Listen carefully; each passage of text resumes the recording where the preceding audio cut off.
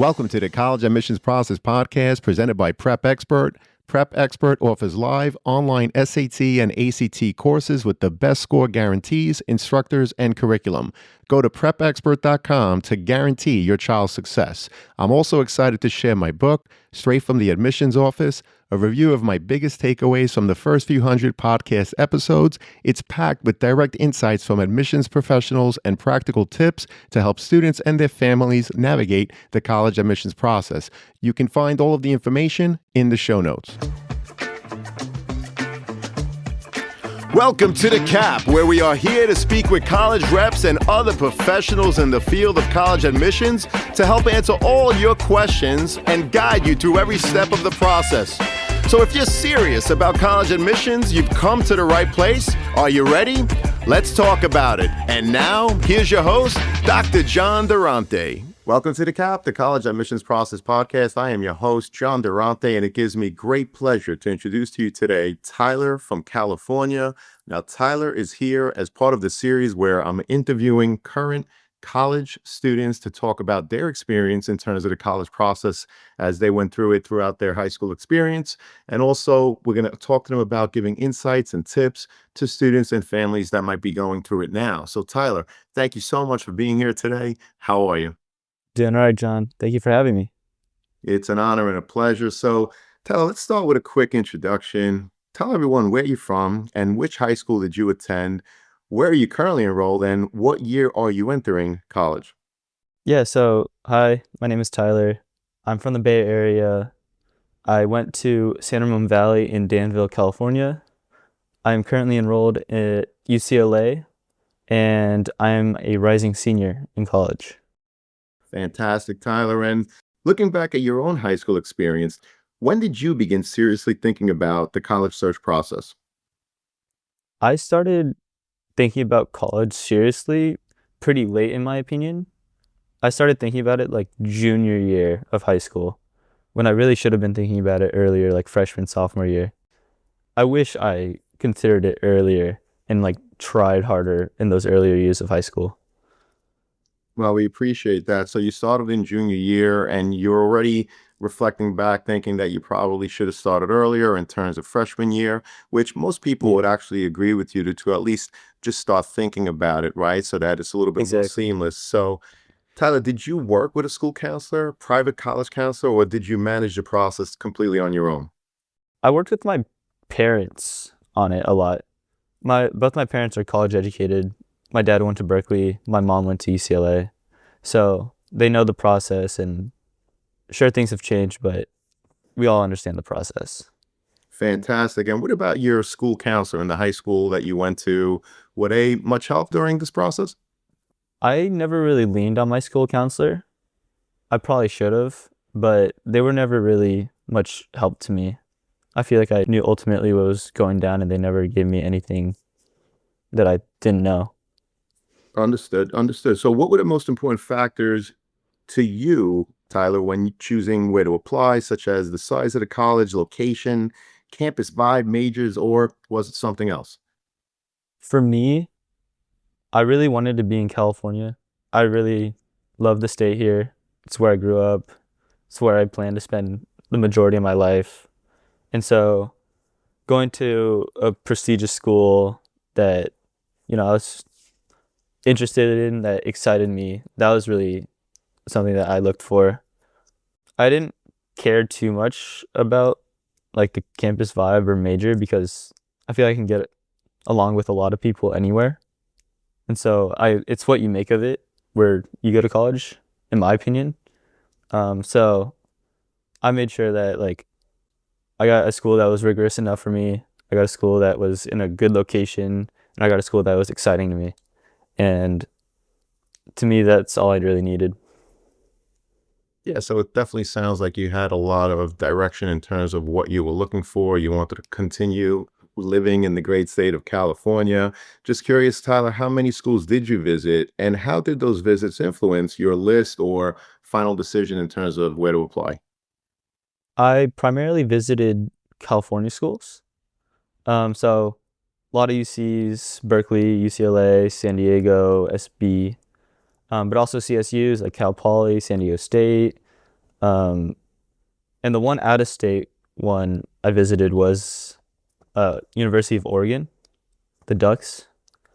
Right. And I think visiting schools is very important because when I got to Oregon, I realized how much I wanted to stay in California. Like being there in person really made my like decision easier. Yeah, no, we definitely talk all the time about the importance of visiting for that very reason. You mentioned the University of Oregon, which just like UCLA and UC Berkeley, they've all been represented on the podcast. But you made that visit and it made you understand that, in fact, you wanted to stay in California. You may have had a different feeling, but it points to the fact of how important that visit is. And we say all the time, if you could visit before applying, fantastic. But students, you owe it to yourself to pay the college at least one visit before actually matriculating, before actually starting there, because you don't want to start in a college that you never visited only to find, this is not exactly the right life for me, whether it's the on-campus feeling or the surrounding area. So we appreciate that, Tyler. And what were your top three schools ultimately, and were you accepted to all of them? Out of high school, I wasn't Yeah. accepted to any of my top three schools, which are UCLA, UC Berkeley, and UC Santa Barbara, Mhm. in that order. But out of junior college, I got into all three of them. Fantastic. So elaborate a little bit on that. Which junior college did you go to? And at what point did you try to transfer? Was it after 1 year or did you get your associate's degree from the junior college? Yeah, so I went to Diablo Valley College in Pleasant Hill and San Ramon, and I did get my associates in 2 years there. And I took a ton of classes there, really explored my horizons, really like made sure I knew like what I wanted to get into with college. And I think it was a great experience for me. And I ended up with the associate's degree in cheaper college. Well, those are great points. There are so many students that start at a community college or a 2 year college, get the associate's degree. To your point, it's definitely cheaper compared to most schools, and you're still earning the credits. And speaking of the credits, what was the percentage of the credits from the community college that transferred to your current school of UCLA? I'd say it's about 90 to 95%, but those are all for like lower division courses in your undergrad. And so it's not of it's not like the important classes yet for your, Understood. bachelor's. Understood. So, what is your major currently at UCLA? I'm a math major at UCLA. Fantastic, fantastic. So, Tyler, how did you ultimately decide where to enroll, and what tipped the scale for your final choice in terms of where to transfer after the 2 years?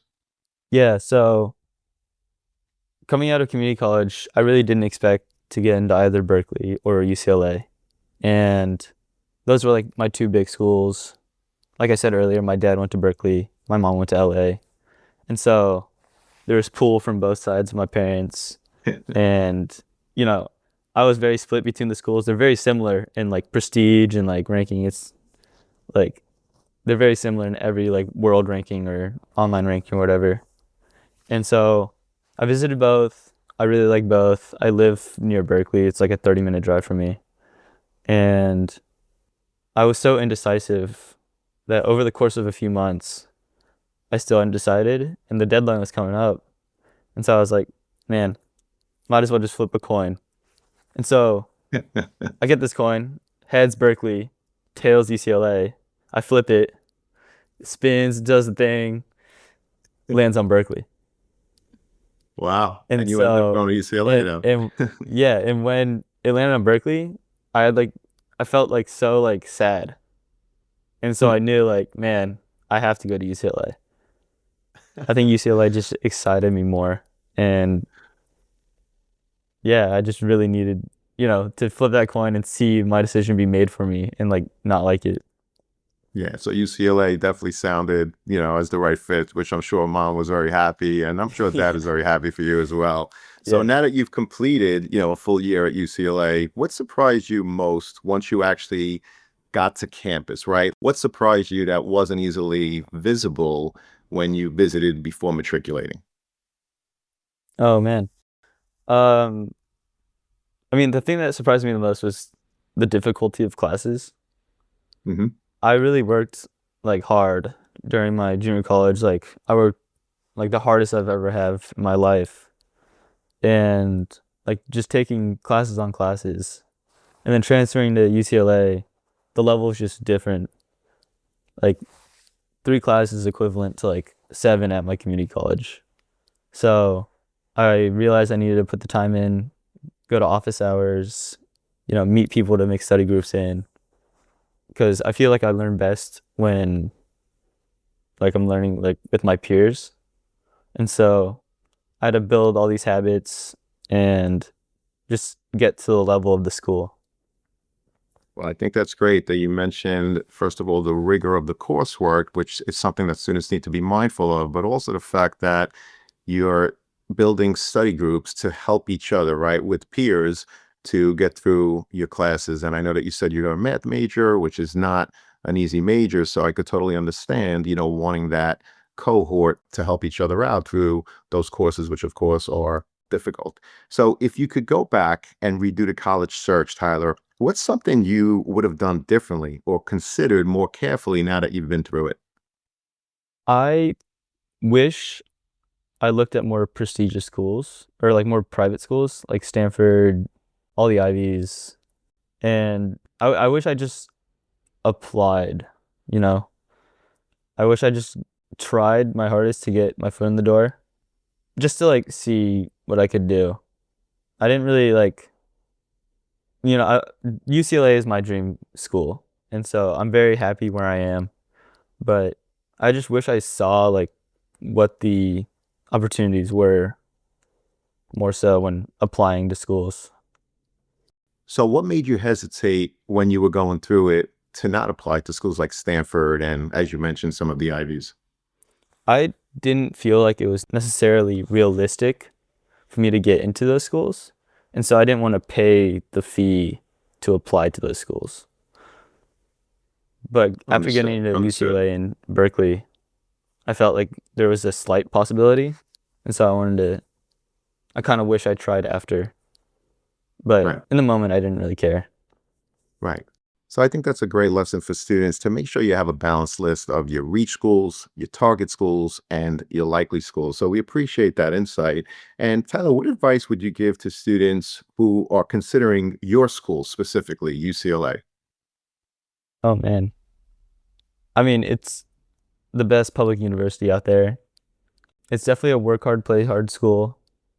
You have to work very hard in the classroom, but also it's in LA. It's Hmm. it feels like the center of the world. Like you can do so many things and you can enjoy those things, but you have to get your schoolwork done too as well. Absolutely. And what's something you wish someone had told you during your college search that you now understand so much better having gone through it? I wish someone had told me about class sizes. I think UCLA has 300 person lectures and my whole schooling, like high school, middle school, even junior college, I never really had a lecture over 50 people. And so that difference of, having all these kids in the class and not being able to like lean on the professor as easily really put into perspective. And there are definitely colleges out there where if that's the way you learn, like in smaller group environments, you should try to approach those ones a lot more than the bigger universities. I think that's a great point. So I went to Stony Brook University, where as a freshman, you were in a lot of lecture hall type classes. And then as you went into your major, the classes were a lot smaller, similar to my experience many, many years ago when I was in high school. But my daughter, similar to you, went to a school where, the classes were on the smaller side. And when we visited one of the Big Ten schools, she was like a fish out of water, specifically when we walked into a lecture hall. I remember the moment where she turned around and said to me, "Dad, what is this?" So I had to explain to her what it was.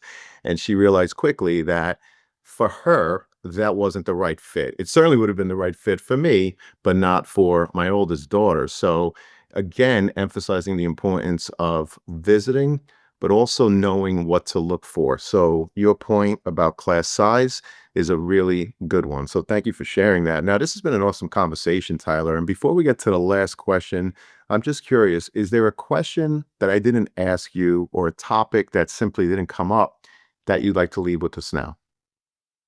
I would recommend anyone to go to a junior college or a community college. For me, it worked well in my situation because out of high school, I didn't get into really anywhere that I really wanted to go to, and I felt like I could do better. And I believe my junior college opened the opportunity for me and allowed me to get into my dream school. And so not only did it save me money, it got me to be where I wanted to be, and I would recommend the process to anyone.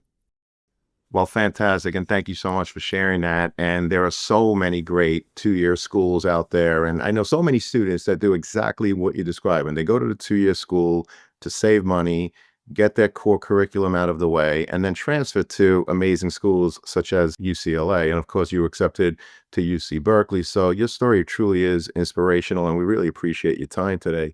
Tyler, unfortunately, it does lead us to the last question, which is, what's your biggest piece of advice for high school students and their families just beginning the college journey? I would say that everything you do matters. And what I mean by that is from as early as you want, I would say freshman year of high school. Every class you take matters. Every extracurricular or school sport you play it matters. And just when you do whatever you do, to give it your best shot, to try your hardest, and to push yourself. And when you do that, it shows.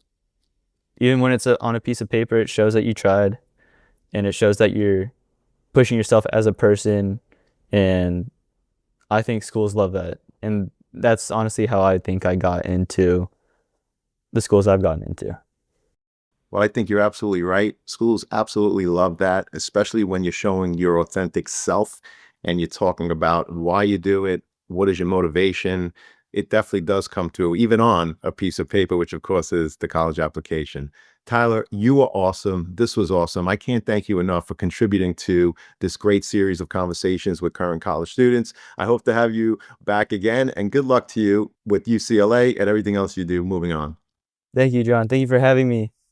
It was nice talking to you. I had a great time conversing with you about this college topic that many people don't know enough about.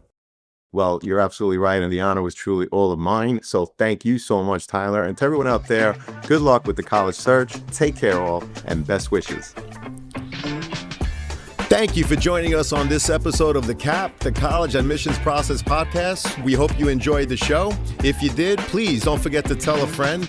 And follow us on Facebook, Instagram, Twitter, and wherever you listen to your podcasts. I am your host, John Durante, and I look forward to seeing you on the next episode of The CAP. Thank you for listening to the College Admissions Process Podcast presented by Prep Expert. Prep Expert offers live online SAT and ACT courses with the best score guarantees, instructors, and curriculum. Go to prepexpert.com to guarantee your child's success.